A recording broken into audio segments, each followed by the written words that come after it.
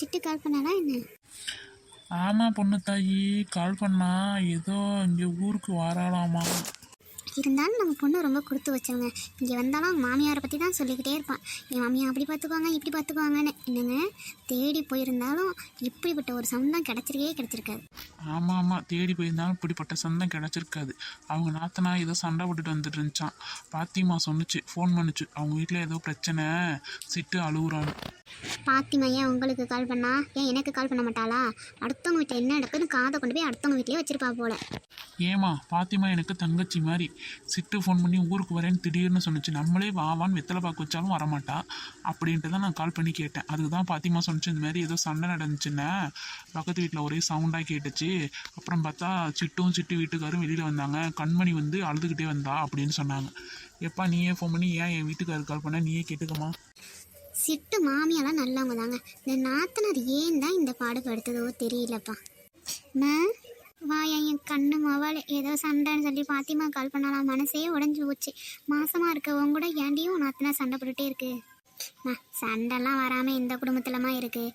நான் தான் சும்மா வந்தேன், அத்தை கூட போவேனான்னு சொல்லி அழுதாங்க தெரியுமா.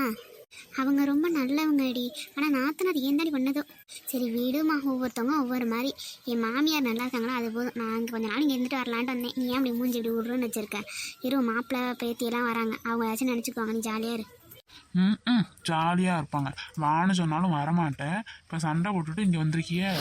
ஏ செல்ல டேடி, நீங்கள் வர சொன்னதுனால வரலன்னு கோவமா?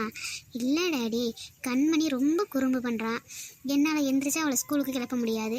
அம்மாவுக்கும் உடம்பு சரியில்லை, அதனால தான் டேடி வரல. இங்கே வராமல் நான் எங்கே போவேன்?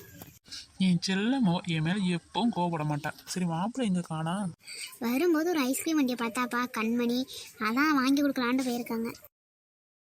செல்ல குட்டி எப்படி இருக்க? நல்லா இருக்கியா? நல்லா இருக்கேன் பாட்டி. எங்கம்மா அவங்க அப்பா?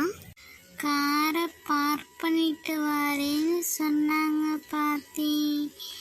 ஐஸ்கிரீம் சாப்பிட்டா சூப்பராக இருந்துச்சு தெரியுமா. அம்மாவுக்கு கேட்டேன், பாப்பா தம்பிக்கு ஒத்துக்காதுன்னு இங்கே வாங்கிட்டு வரல.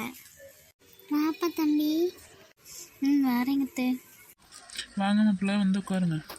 ஒரு தடவை தான் சொல்லுவேன் மாப்பிள்ளை, அவங்க தங்கச்சி வந்தாங்கன்னா வீட்டில் வந்து இருந்துட்டு போக சொல்லுங்கள். தேவையில்லாமல் சண்டையை இழுத்து விடலான்னு சொல்லுங்கள்.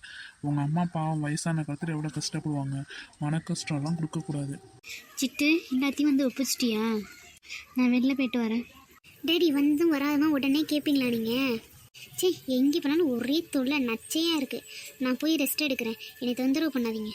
போதுமா? மருமக பிள்ளை கோச்சிட்டு போயிடுச்சு. மொவ போய் ரூமுக்கு தூங்க போயிட்டான். உங்களோட பெருத்த சோதனையாக போச்சு. கால் மேலே போட்டுக்கிட்டு நாட்டாமா மாதிரி தான் நினப்பு. தாத்தா ஏன் சண்டே பற்றி பேசுனீங்க? நான் என்ன தப்பாக கேட்டேன் கண்மணி?